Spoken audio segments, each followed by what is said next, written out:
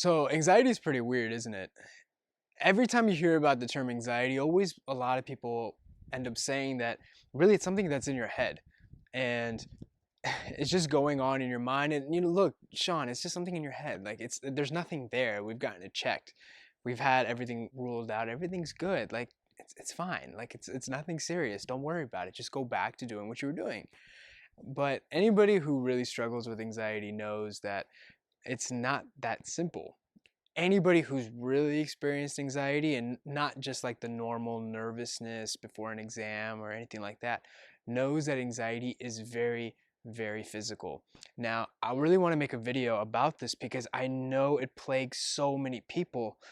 The feelings of anxiety is so intense. The physical sensations imitate real illnesses so much that it's almost like, how can this be something in the head? And you probably even get offended when somebody says that. And what ends up happening is many of these people, myself included, we try to figure out how to physically fix it. So, if we're waking up with morning anxiety and it feels like we got hit with this wave of anxiety, we try to do something to physically alleviate it.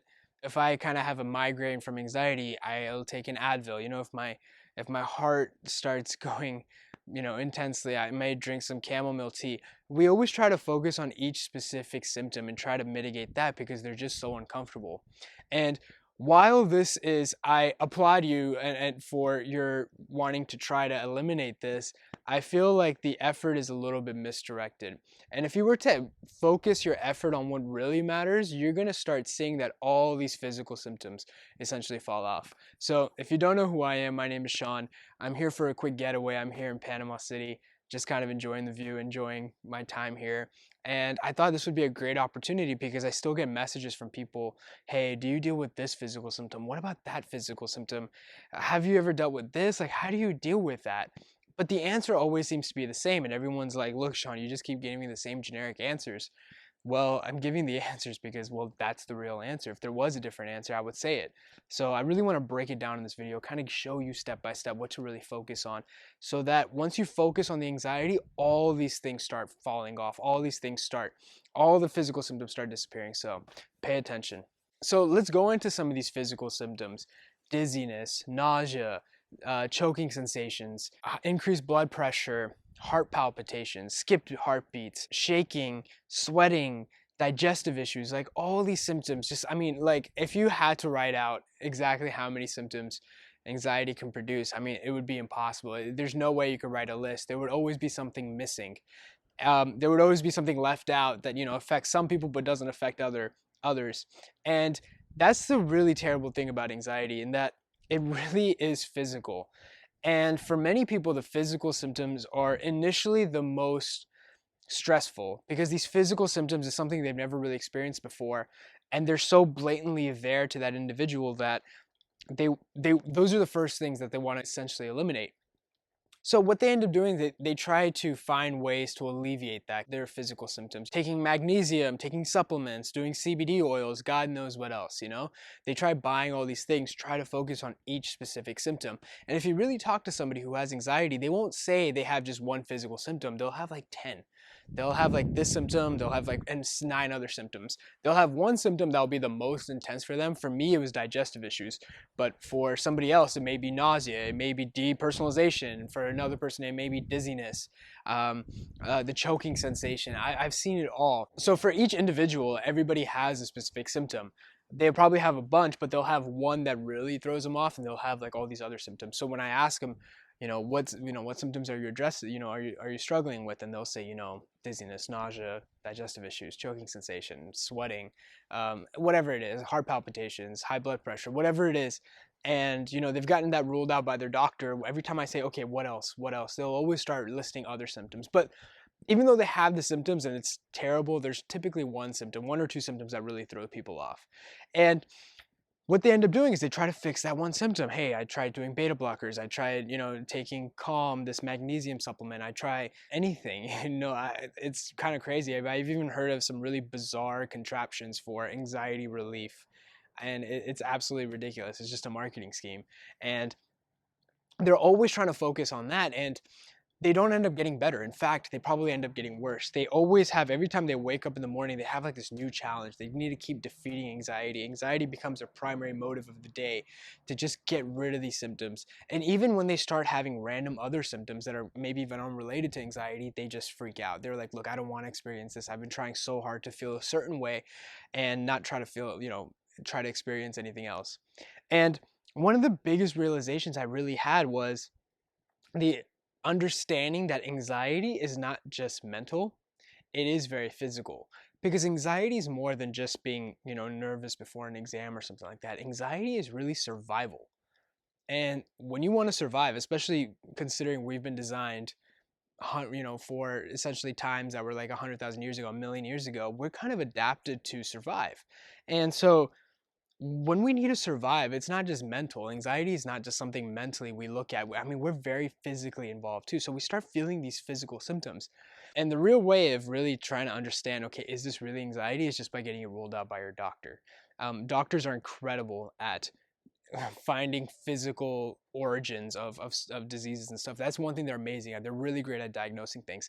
So if they've ruled you out and said, you have a clean bill of health, then it is anxiety. You really have to believe it. If you need a second opinion, that's fine, but you need to stop right there. Now you need to have a different approach. Instead of focusing on each symptom, having 10 different symptoms you're trying to address, you just have one problem. That one problem is anxiety.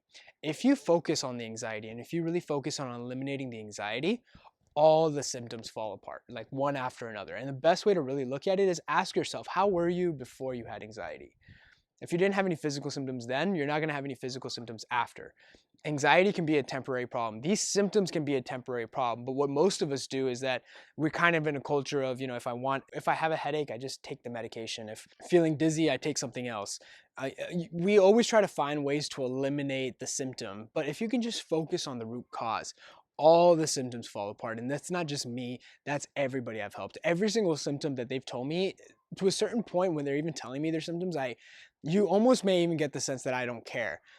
It's not that I don't care, but I know in order to eliminate all of it, you need to focus on something else. So if you're wondering, okay, Shaan, that makes a lot of sense, but how do I address the anxiety? Like, how do I eliminate this? How do I minimize this? How do I essentially go back to living without these terrible physical symptoms? Well, the best way I'd really say is I I've essentially written it out, and these are the exact steps that I use to fully overcome, but these are the exact same steps I have my clients fully overcome. I'm going to give this out for free. The link is going to be down below. I'm going to just give it out as in my report. And I used to be very protective of this. I never really used to share this. And it's not because I had some secret like that I didn't want anyone else to know about. It's nothing like that. It's just overcoming anxiety isn't something you just tell somebody, hey, do this, do this, do this, and you'll be fine. You almost have to guide them. One of the sinister things about anxiety isn't really the physical symptoms or the thoughts and stuff. It's the behaviors that people have developed to try to minimize it. And what happens is that the behaviors that they've developed, these habits that they've created, is what keeping them in the cycle. So the best way, if you're really struggling with these kinds of things, find somebody who specializes in this, find somebody who has gone through it and has fully recovered, because they will really show you step by step how to get out of it, and they'll take you by the hand and they'll essentially take you to full recovery. So that report's down below. It's great. There's a lot of great valuable info.